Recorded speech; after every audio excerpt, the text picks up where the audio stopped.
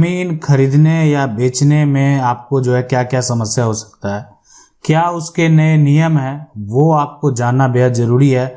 आज आपको बताएंगे आपके साथ क्या हो सकता है, क्या नए नियम है, क्या आपको फॉलो करने होंगे, और जो है यानी अगर किसी प्रकार का कोई समस्या उत्पन्न होता है तो आप उस समस्या का हल कैसे निकालेंगे।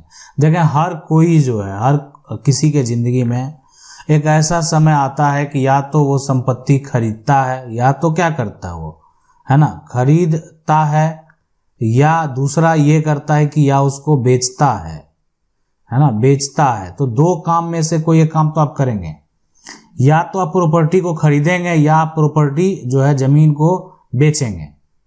हो सकता है कि आप यहाँ बेचेंगे तो दूसरा जगह कहीं खरीद रहे हैं, तो आप जिस जगह पर बेच रहे हैं वहाँ से आपको उतना उसका देखभाल सही तरीके से, मान लेते हैं ये प्लॉट है, इस प्लॉट का जो देखभाल है अगर कोई सही तरीके से नहीं कर पा रहा है, रहता कहीं और है, तो वो सोचता है कि नहीं, इसको बेचकर जो है, बेचकर एक जो नई प्रॉपर्टी है इसी आसपास में खरीद लें ताकि हम उसका देखभाल कर सकें। तो उसका अपना, सबका अपना अपना एक थिंकिंग है, और बहुत लोग जो है नहीं भी बेचते हैं, दूर भी है तो उसका देखभाल करते हैं।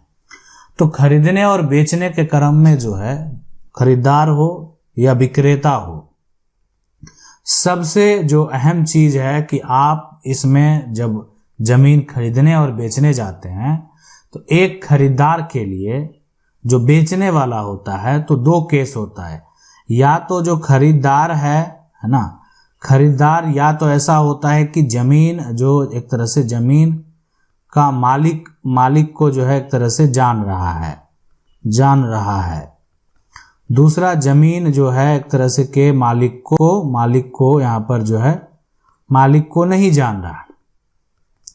ये इसलिए ये दो अहम पॉइंट हैं कि जमीन मालिक को आप जान रहे हैं और आप जो है एक तरह से खरीदार हैं। अगर आप जमीन मालिक को इस तरीके से जान रहे हैं कि वो आपके सगे संबंधी है या आपके वो दोस्त के कोई रिलेटिव हैं, तो बहुत तरह की जो है बातें हो सकती है, जिससे ये होता है कि आप उनके बारे में, उनके परिवार के बारे में, उनके समस्या के बारे में, हर चीज के बारे में जो है एक तरह से आप एक अवगत हैं कि उनके साथ क्या हुआ है, क्या किस कारण से प्रॉपर्टी को बेच रहे हैं, या उनका परिवार में अगर किसी प्रकार का कोई विवाद है तो उसकी भी जानकारी आपके पास मौजूद है।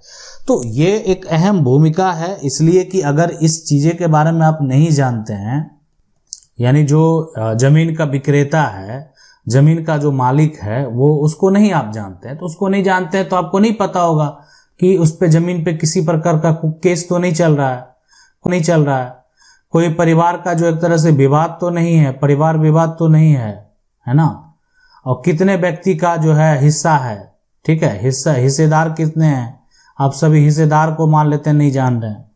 तो ये सभी जो समस्या, जो आने वाली समस्या है, उसको आप नहीं जान रहे होते हैं। आप क्या करते हैं कि एक कागजात जो कि विक्रेता के द्वारा तैयार किया गया होता है, वो कागजात को आप देखते हैं और कागजात के आधार पर जो है जमीन को खरीद लेते हैं। ठीक है, आप यही करते हैं। सिर्फ आपको कागजात दिखा दिया, आप कागजात के हिसाब से जो है उसको खरीद रहे हैं। ठीक है, खरीद रहे हैं। अब इस केस में क्या होता है कि अगर मान लेते हैं कि किसी प्रकार का कोई विवाद चल रहा है, आप उसको पता नहीं लगवा पाए, तो आपके साथ धोखा हो गया। देखें, ऐसा नहीं है कि हमारे देश में ऐसा कानून नहीं है कि अगर इस जमीन का इस तरह का एक तरह से गलत तरीके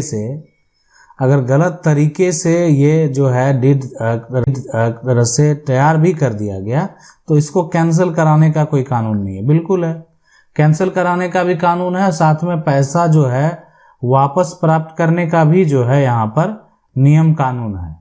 और आपको बता दें, ये सेल डीड जो है, अगर किसी का कोई शेयर बेच देता है, मान लेते हैं पूरी ये जमीन है ना, पूरी ये जमीन है, पूरी जमीन बेच दिया गया है, तो पार्ट बाय पार्ट भी कैंसिल होता है, मतलब आधा पार्ट को कैंसिल कर दिया गया। तो इसलिए उसके जो एक तरह से अगेंस्ट में जो भी जजमेंट होंगे, है ना, तो ये सभी हो सकते हैं। या तो पूरी सेल डीड को कैंसिल कर दिया जाएगा, या पैसा जो है कैंसिल करने के बाद जो पैसा एक तरह से जो जमीन का विक्रेता पैसा लिया है, बेचने वाला जो है वो पैसा लिया है, तो खरीदार का पैसा वापस करेगा।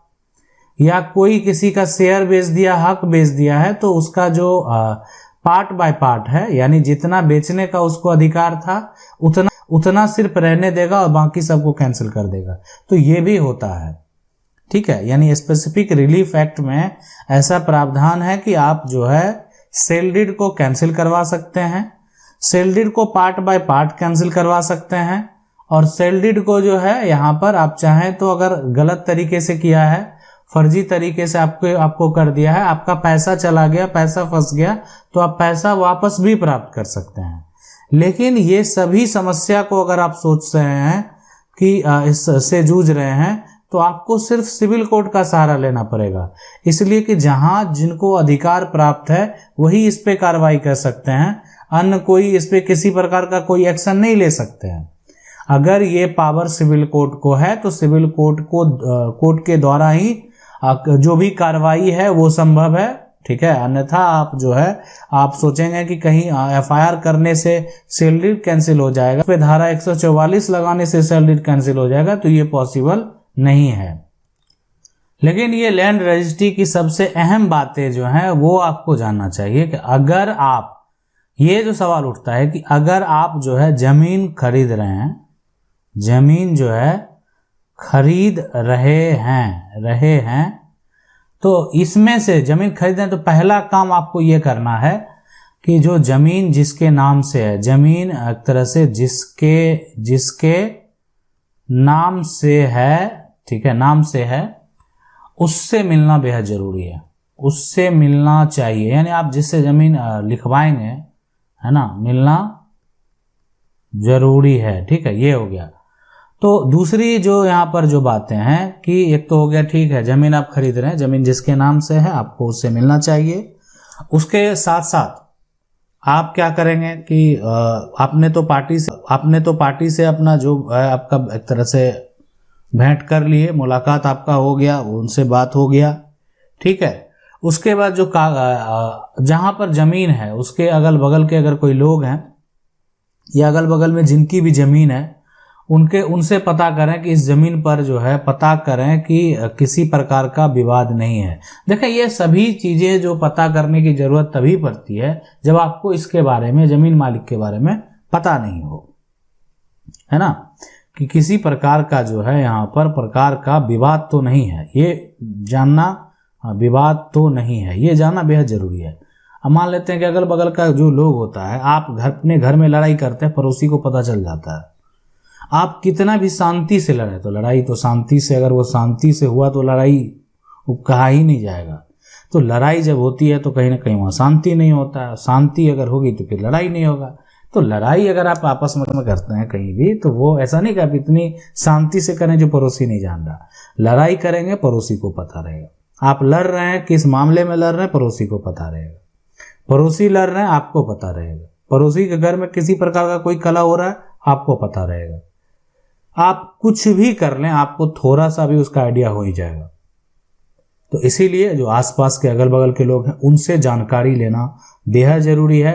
वो आपको बता देंगे, अगर किसी भी प्रकार का कोई भी विवाद उनको सुनने में आया होगा तो वो जानकारी दे देंगे, ठीक है। ये बेहद जरूरी। कागजात की जांच करना है।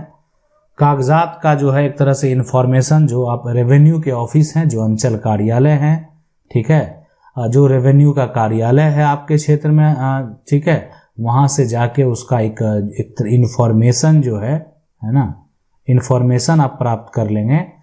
उस प्लॉट का इंफॉर्मेशन प्राप्त करेंगे जिसको आप जो है क्या कर रहे हैं, खरीदने जा रहे हैं। इसलिए उसकी इंफॉर्मेशन आप निकाल लेंगे कि इसमें कितनी जमीन है, कितना बचा हुआ है, सही में बेचा गया कि नहीं बेचा गया। तो बहुत तरह की चीजें हैं, किसी दूसरे को तो नहीं बेच दिया गया। तो बहुत बातें हैं जिसको आपको देख लेना है, वेरीफाई कर लेना है।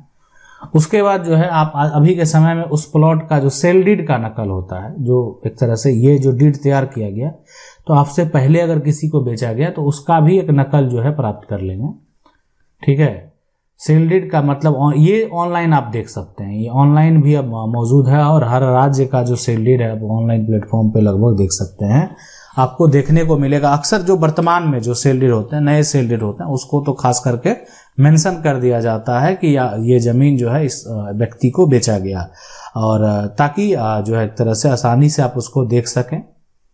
अब सवाल उठता है कि ठीक है, ये सभी को वेरीफाई आपने कर लिया, ठीक है, तब आपको क्या करना चाहिए? जब जो जमीन विक्रेता जिनके नाम से जमीन है, अगर वो रजिस्ट्री करने को एग्री है तो आप उससे रजिस्ट्री करवा सकते हैं।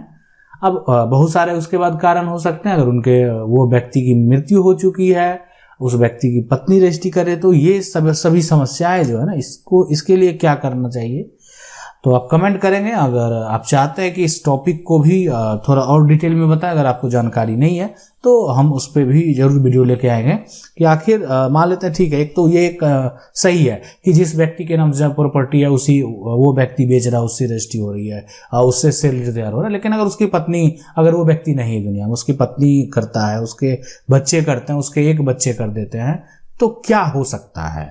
क्या कहता है हमारा कानून? कल को अगर कोई लफड़ा हुआ तो आप कैसे बच सकते हैं, या बचने की उम्मीद है या नहीं है? ये तमाम चीजें जो है अगर आप जानना चाहते हैं तो आप हमें कमेंट करेंगे, तब हम इस पे जो है इस टॉपिक को और विस्तार से ले जाएंगे। आशा करते हैं वीडियो अच्छा लगा होगा। वीडियो को लाइक जरूर कर दें। चैनल को पहली बार अगर देख रहे हैं, सब्सक्राइब करके जो बेल आइकन है उसको जरूर दबा लें। मिलते हैं अगले वीडियो में।